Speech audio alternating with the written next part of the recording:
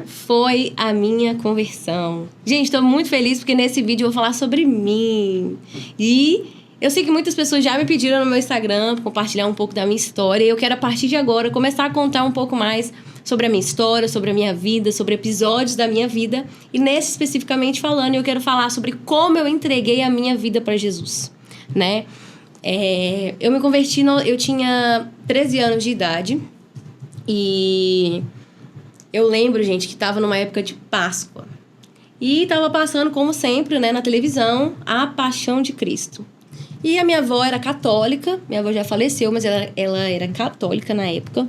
E aí ela virou pra mim e falou assim: Maria Laura, você já se batizou? Eu falei: não, vó, não batizei. Sabe por quê?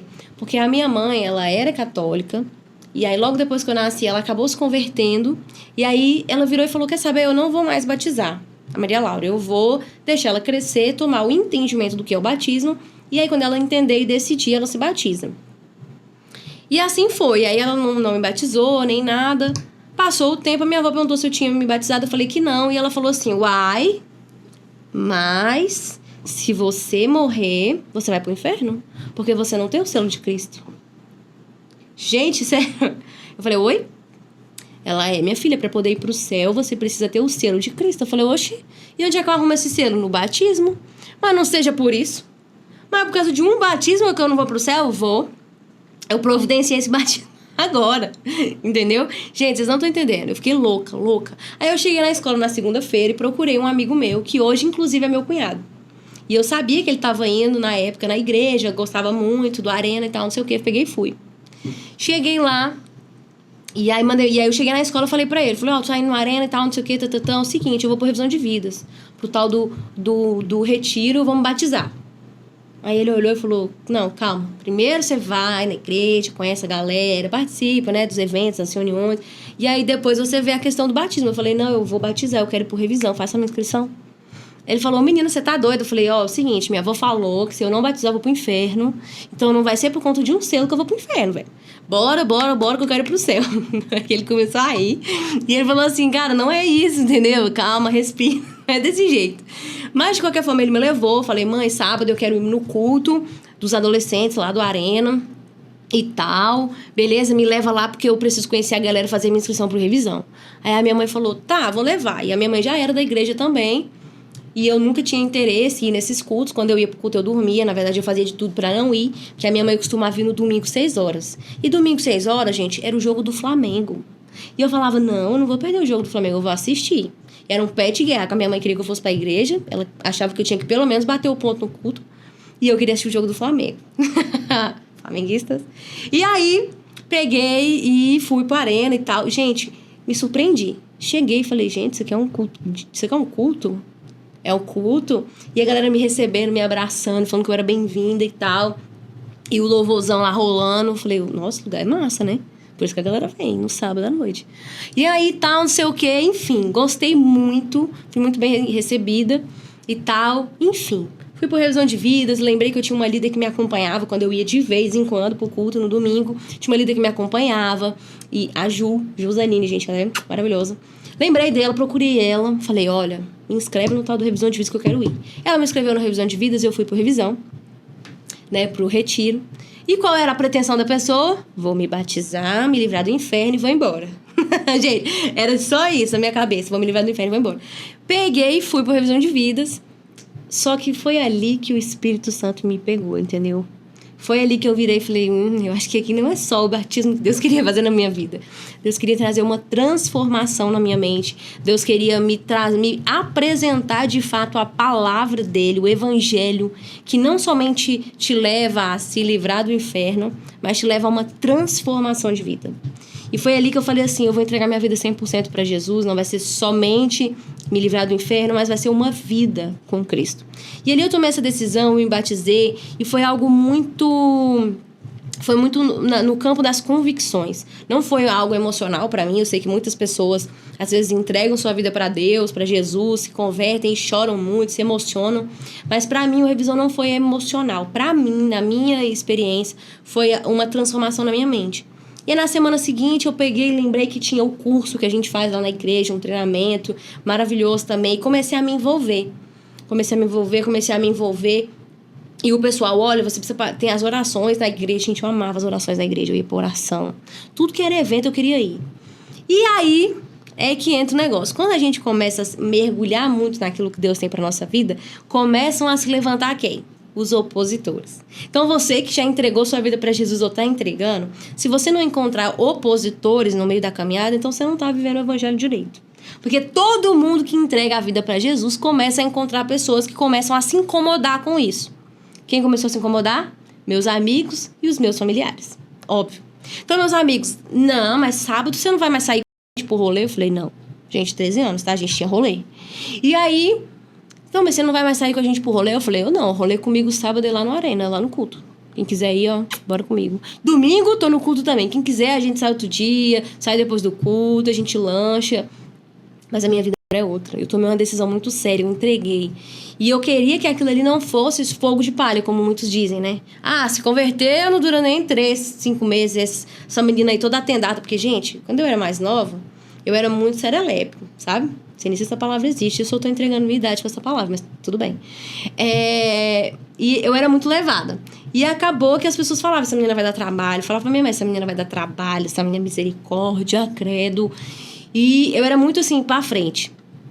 Então, tudo dizia que o meu futuro ia ser uma adolescência normal, de curtir a vida, de tudo. Só que eu encontrei tudo que eu precisava e eu não queria que aquilo fosse temporário, como algumas pessoas já estavam falando que seria. Eu queria que fosse eterno e eu tomei essa decisão de fato no meu coração. E eu sabia que essa decisão ela não ia durar muito tempo se eu não de fato conhecesse Jesus. Porque uma coisa é você ir a um retiro, você ter um encontro com Deus, como muitas igrejas chamam, e você ser apresentado ao evangelho. Outra coisa é a palavra ser consolidada no seu coração. Então eu sabia que eu precisava da palavra. O que eu fiz? Comecei a orar e ler a Bíblia incessantemente. Comecei a mergulhar muito. Para eu ter forças em Deus para lutar contra aquilo que estava tentando me puxar. Porque deixa eu contar um segredo para vocês. As pessoas, elas nos amam. Muitas pessoas nos amam. Nossos amigos, nossos familiares nos amam muito. Só que essas pessoas nos amam tanto que às vezes elas têm medo da nossa mudança prejudicar o nosso relacionamento com elas. Então, às vezes, por insegurança, elas acabam falando, não, fulano, mas tá demais.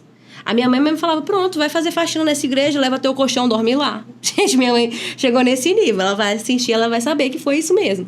Então, assim, ela começou a falar, mas tá demais, eu não vou levar. Eu morava relativamente longe da igreja, não tinha Uber na época. Tô entregando minha idade de novo, mas tudo bem. Não tinha Uber, só que assim, cara, eu queria ir. Então eu dava um jeito, pedia carona, suplicava, clamava aos céus, orava. Jesus, toca no coração da minha mãe, eu quero ir pra igreja. Então eu comecei a lutar muito contra isso e me posicionar em casa. Falar, não, mãe, mas eu quero ir pra igreja. Eu sempre morei só eu e minha mãe, antes de eu casar. Mãe, mas eu quero ir. E eu argumentava com ela, e eu explicava, e eu pensava como que eu poderia vencer no argumento, porque eu queria, existia em mim um desejo de fazer acontecer. E quando você realmente quer, ninguém te para. Quando você quer, o mundo espiritual começa a cooperar com você, porque você ora, você argumenta, você trabalha, você vai atrás daquilo que você quer. Se você quer viver Jesus de verdade, você fala, mas a minha família é de outra religião, mas a minha família é até crente, mas acha que é demais, como a minha mãe no caso. Ela queria que eu fosse domingo pro culto, ponto. Não precisava ir sábado, não precisava ir terça, não precisava ir quinta, entendeu? Era só domingo.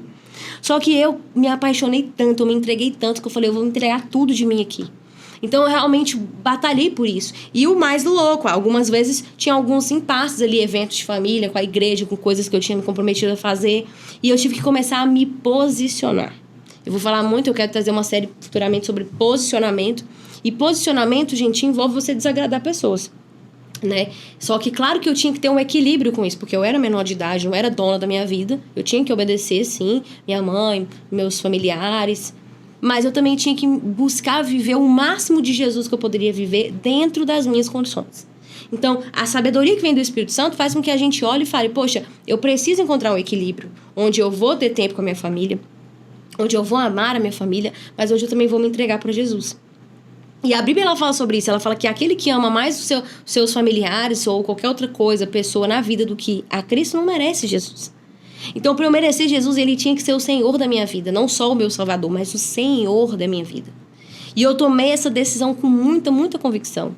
E o que me fez permanecer foi o meu devocional, ponto. Não tem outra justificativa, senão oração e Bíblia. E não é oração, Senhor, perdoa os meus pecados, abençoa minha família, amém. Não é só isso.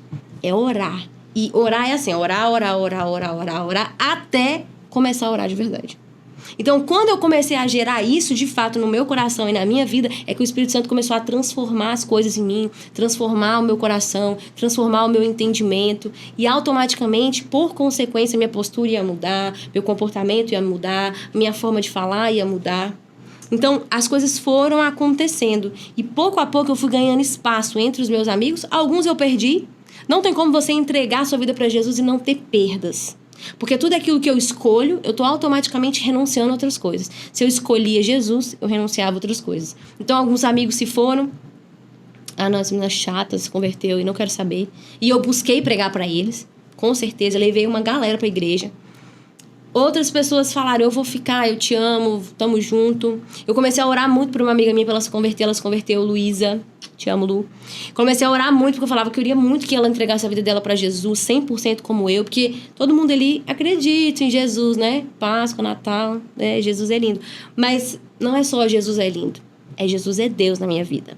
Era isso, essa chave que tem que virar na vida das pessoas para viver o evangelho de verdade. Então eu comecei a orar pelos meus amigos, pelos meus familiares, para minha mãe se acalmar e deixar eu viver o que eu queria viver em Deus, porque eu queria me entregar 100%.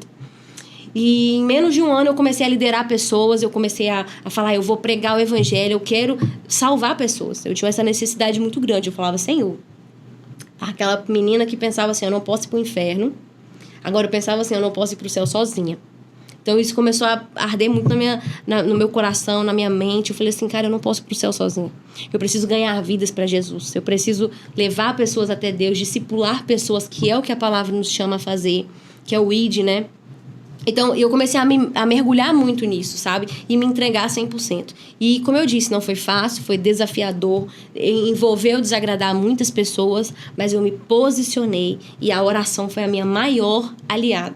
Porque foi ela que foi abrindo as portas do mundo espiritual para Deus começar a me conceder pessoas, para Deus me dar graça com a minha mãe, para conseguir pouco a pouco ir para as coisas, porque ela não deixava, né? E, como eu já falei, as pessoas elas tentam nos parar não porque elas querem nos ver mal, mas porque ela nos ama muito e elas têm medo da mudança se prejudicar a elas, prejudicar o nosso relacionamento com elas. Mas não significa que ela não nos ame. Só que a gente precisa ter coragem para construir a nossa própria história em alguns momentos e falar assim, olha, eu vou ter que desagradar algumas pessoas, é inevitável. Então eu tive que fazer isso. Então a minha conversão aconteceu e, gente, se passaram-se 13 anos da minha conversão, eu me converti em 2012, né? Então são 13 anos que eu estou caminhando com Jesus e foi a melhor decisão que eu já tomei em toda a minha vida. Foi a melhor decisão. Tem muitas pessoas que pensam assim, entregar a vida para Jesus na adolescência é a pior coisa que alguém pode fazer, porque vai perder a vida, vai perder festas, amigos. Eu só ganhei. Eu ganhei uma identidade, eu ganhei propósito, eu ganhei um sentido para a vida. Deixa eu falar, tem muita gente por aí, muitos adolescentes, muitos jovens que estão se cortando porque estão num contexto familiar horrível, caótico.